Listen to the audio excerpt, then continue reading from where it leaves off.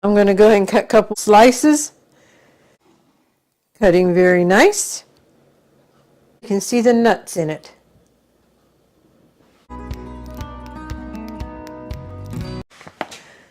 Howdy folks, I am Martha and Dorothy and I want to welcome you to Hirschberger's Miracle Homestead in our kitchen. We are working with none other than bananas today. There's some recipes we use that takes bananas, and the best bananas to use in baking are what some people may consider overripe, but they are not. They are perfect for baking. We love that Ingles, which is a local grocery store, carries bananas, and the overripe bananas it will bag up. And this whole bag of bananas is $1.49. And so we are always on the lookout for these bananas. They freeze well, and we'll show you then how we freeze them. But in the meantime, we're going to be making banana nut bread. This is a regular recipe. Then over here I have, for Buddy, it would be made with gentle sweet instead of sugar. We'll still limit how much he can have because of the flour, but at least it has a gentle sweet instead of sugar, which is a sugar substitute. So let's come in and go across the ingredients of what goes into this yummy banana nut bread. And Buddy's will be a banana bread because you can't have nuts. So for the regular banana nut bread, we're using all-purpose flour, and we sift ours, granulated sugar, buttermilk, salt, and we use a Redmond's real salt, baking soda, eggs at room temperature, coarsely chopped nuts, butter or margarine, and bananas. Then over here, it's exactly the same thing, except it's gentle sweet instead of sugar and no nuts.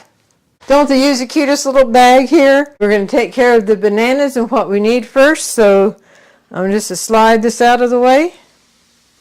Then we'll bring it back in when we're ready for it.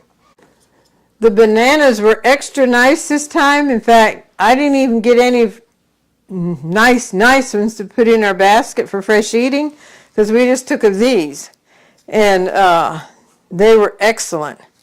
So there's different ways that you can chop them up. Right now I have just a small, I like something with sides, so it's a small cake pan, and it takes a cup of bananas for one recipe, which Buddy's is one recipe, and then the regular I'm doing a double batch. So it takes about 3, maybe 4 bananas, depends on the size of the banana and if there's any bad spots, for 1 cup of bananas. So I like to measure it out before I get started. Do these 2 yet, and then we'll mash them and see what we have. There are several different ways that you can mash the bananas. For years and years, when Mom made banana cake, she just used a fork to mash them. And so that's what I used. And then I thought, well, hey, this masher here will work great for this. So I've been using the masher ever since. And you could probably use a food processor. I saw someone using a pastry cutter, but I like this masher. I'll give you a better look at it later then, when I have the bananas scraped off of it. Just like to give each one a mash down, then I'll go through and do a finer mash to it.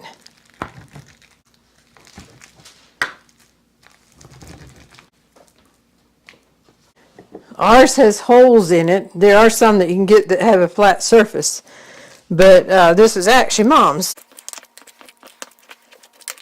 You just want to mash it down to about the consistency of baby food. Let's see, that looks good. Now, I will need 2 cups in one and 1 cup in the other.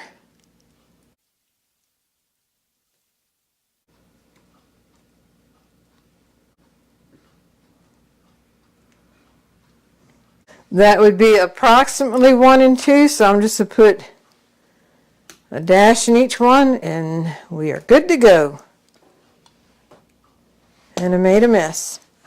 All right, the bananas are mashed and ready to go, so we're ready to start with the mixer and just whip it right on through.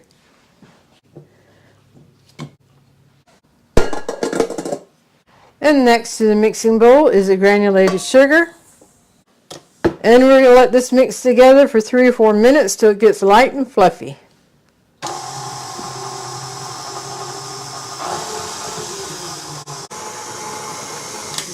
Alrighty, the transformation has taken place because it has mixed together for 4 minutes.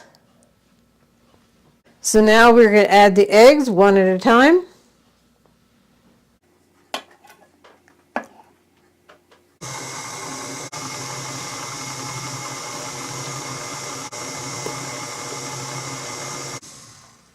Just use the spatula that was in the bananas to give everything a scrape down. I'm going to give this a little mix together. This is the baking soda and the salt, buttermilk. Mix this. Sometimes that paddle is just in my way, so I'm going to remove it so y'all can see the bananas going in the mixer. And here are the mashed bananas. I'll mix this together and then we'll add the flour.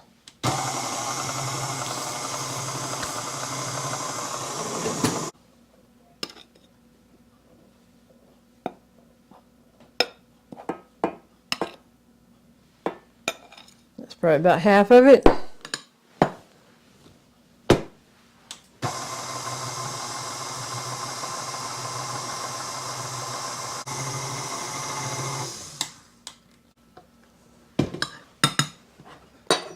All right, the rest of the flour.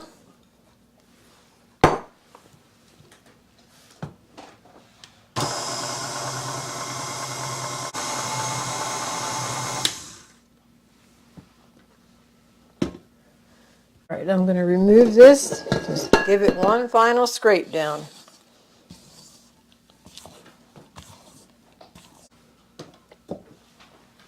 And one final mix, and then we'll fold in the nuts.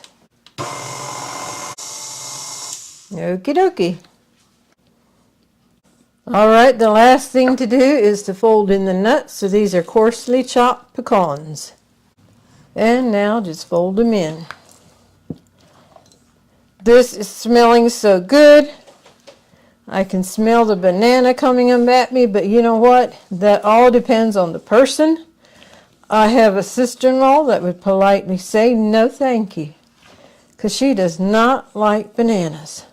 So we'll just keep stirring this until the nuts are all folded in, which we are about there. So here's the banana nut bread batter all ready to go. While this batter is ready to go, this one is not. It's just mixing it together, same process as this.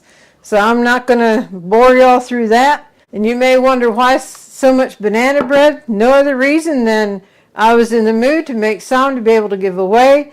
There's a lady from her church. She's had her 95th birthday. She's not a diabetic. She loves sweets, so happy birthday.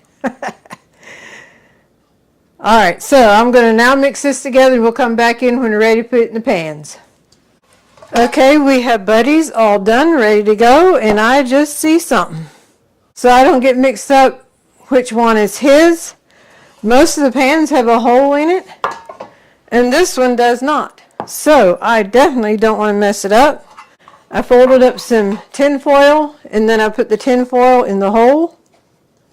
And that lets me know that that is Buddy's, and I won't get it mixed up with ours. And I have then to put on the cooling rack as well, or I can transfer these over. But I'm going to scrape this into here because I do not want to get it mixed up. This is hilarious to laugh with this. Martha did not realize that she was emptying the wrong pan of banana bread into the new pan that she had until she was editing the video.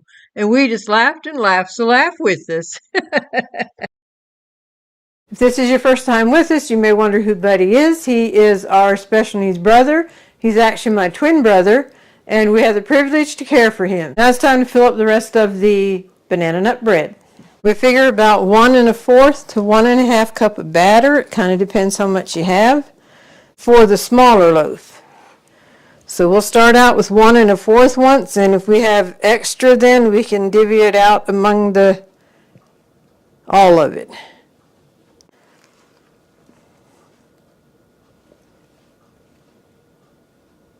You know what, that looks kind of scarce, so I'm going to go ahead and just do that and then go with 1 1/2.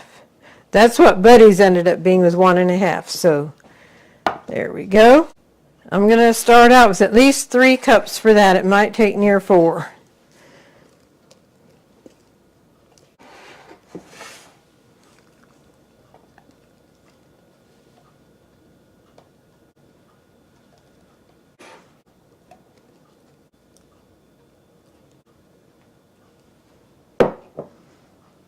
Let's see how full this is.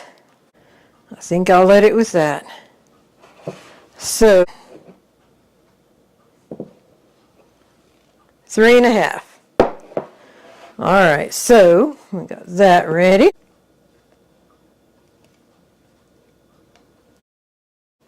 And that is a 1/2 cup, but I'd say that's full enough, and those are full enough. I wasn't going to show the process of greasing a pan, but I guess I will now. We have a small can of Crisco here that we keep our rag in here because we grease our things with Crisco. And I'll start out with the bottom, make sure the bottom is greased. Get a little more Crisco and go on the side. All right, put my rag back in there. We keep sifted flour in this fix and mix bowl, and I'm just going to drop some on the bottom. And I'll tap it. Put it to the side, tap it some more so the sides get covered. The flour hangs onto the Crisco. All right, and that's way too much in there now, so just tap it on the side. And there we go, a perfectly greased and floured pan. Foil can be used for a number of things. And since that's only half of the batter that we need, I'm going to try to create a wall in my pan.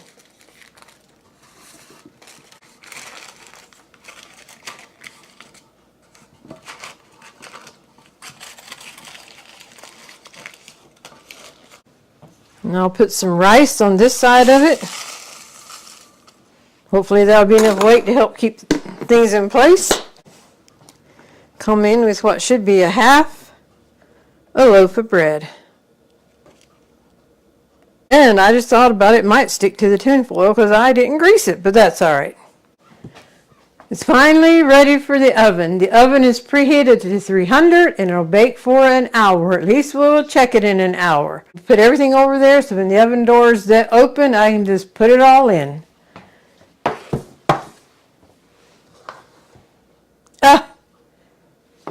And this one doesn't have a hole.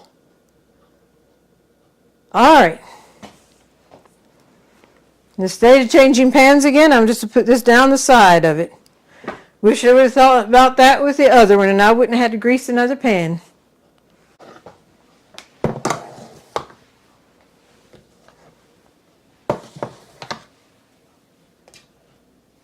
We have a tater tot casserole here that's put together, ready for the tater tots and then to get it in the oven. I'll just bring it in while we put the tater tots on the top.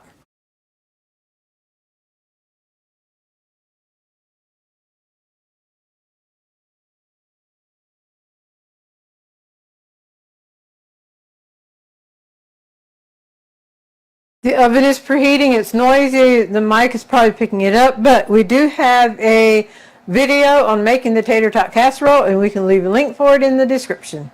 I checked the banana nut bread, and some is ready and some is not, and I bet you can guess which one is not. That's a big loaf, and I wasn't really expecting that, but the others are ready, so I'll get them out. The two that rose the highest are the gentle sweet, plus this one, the one that's half. While they're still warm, I'm going to just loosen around the edge a little bit. Just the top, I'm not going down in at this point. Now if I would have weighed them out, instead of measuring, I probably had more equal size loaves, but that's all right. If you do this while it's warm, it makes it easier that it doesn't stick when you're ready to actually dump it out. There we go. Okay, I'll be back. All right, now we'll take it down to the very bottom.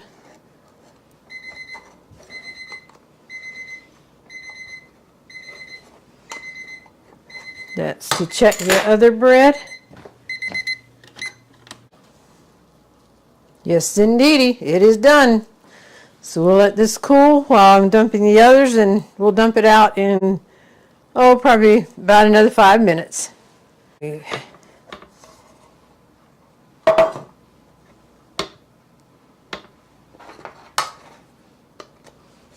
going to see if it'll dump out without, yeah, it did. Very good.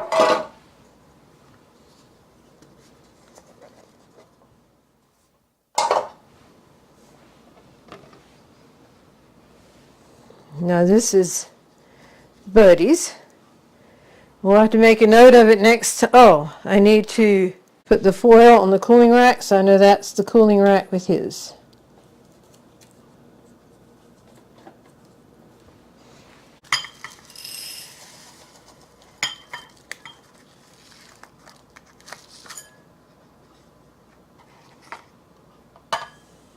There we go. That was the indentation into the tin foil. Alrighty. I'm going to go ahead and cut into this.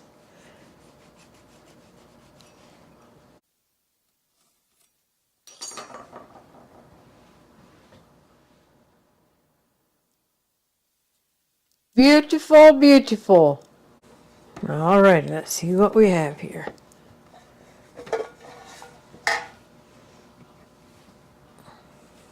Very good. We're here to handle the rest of the bananas that are in that bag. We're going to freeze them. There's different ways you can freeze them. You can freeze them without taking them out of their peel, but they're much easier to peel now before they're frozen. And they are a beautiful frozen banana. We're just going to dice them up. And then just lay them single layer on this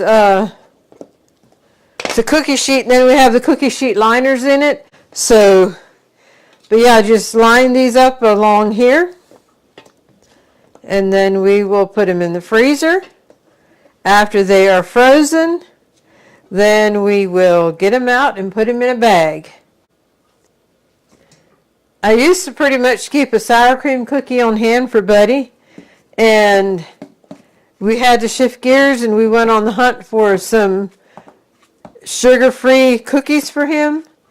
And this is a raisin cookie that it takes bananas and sweetened with honey.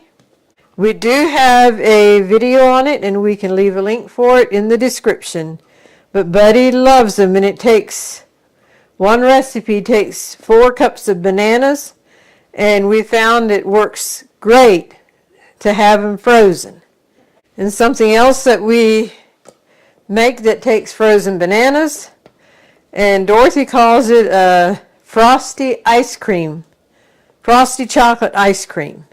And there again, it's sugar-free, and she has a video on making that, and we can leave a link for that as well. But yeah, these frozen bananas, you can buy frozen bananas. This is the least expensive route to go, and it works great. Now I just noticed I missed a corner over there. I need to get bananas in it. These are ready to go in the freezer, and when we get them out, when we take them off the tray, till then the bananas will be like frozen on these mats.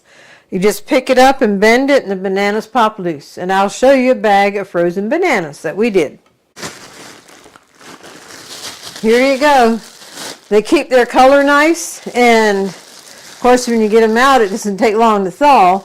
But yeah, they keep the color nice, and having frozen them before while they're loose, and it works great. I'm going to write Buddy on the bag and then get his bagged up, if it's cooled anyway.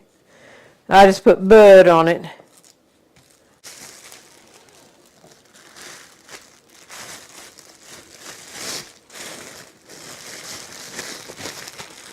These are the twist and tie bags. Put it in and twist it around and then put the tie on it.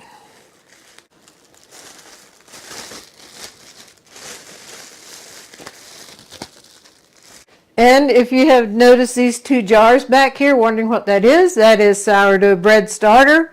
And I need to make that tonight yet. We do have a video on making the starter, and we have a video on making the sourdough bread. We can leave a link for both of those. Okay, the big loaf of the banana nut bread, we're going to come in together and cut it and see what the inside looks like. I'm going to go ahead and cut a couple slices.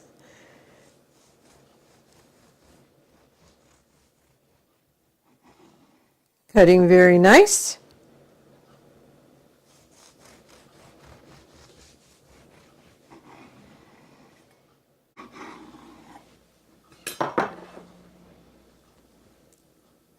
You can see the nuts in it. This banana bread was so good. I wish we could share a piece with you. And as always, the recipe is in the description. And now for the golden thought. When God calls us to step out of our comfort zone, He is not calling us to be comfortable in the situation. He is calling us to be comfortable in Him in spite of the situation. And this is so very true. Sometimes God's calling us to do something that we are not comfortable in because it's like foreign to us. We're not used to doing it, not sure what to expect, and yet knowing that God is there with us, He will give us direction as we need direction. If we come into a situation that we need to speak, He will give us the words for it. And when God calls us to step out of our comfort zone, that means He is with us. He's always with us. So we hope you've enjoyed today's video. We hope you've been blessed, encouraged, and inspired. And until next time, God bless.